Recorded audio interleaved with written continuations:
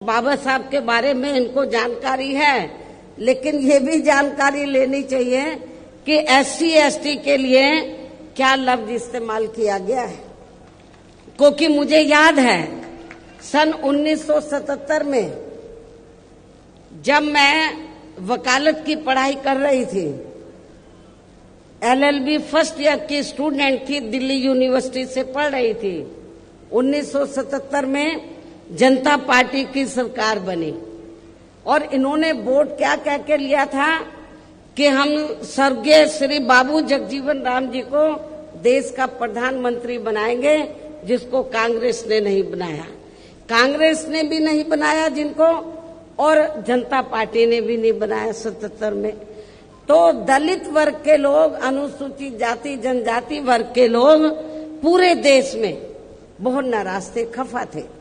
तो उस समय उन्होंने दिल्ली में एक 3 दिन का जाति तोड़ो सम्मेलन रखा और उसमें ऑल इंडिया की तरफ से, तो यूथ की तरफ से, नौजवानों की तरफ से मुझे उन्होंने इनवाइट किया बोलने के लिए।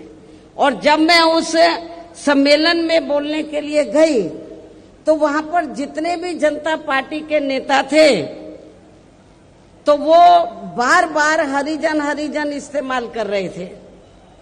तो मैंने उनको कहा कि एक तरफ तो आप जाति तोड़ने की बात कर रहे हैं और दूसरी तरफ आप हरिजन कह रहे हैं। यदि हम इसको पॉजिटिव सेंस में लें तो हम तो हरि का मतलब ईश्वर, हम तो ईश्वर की औलाद होगी, तो बाकी लोग क्या शैतान की औलाद है?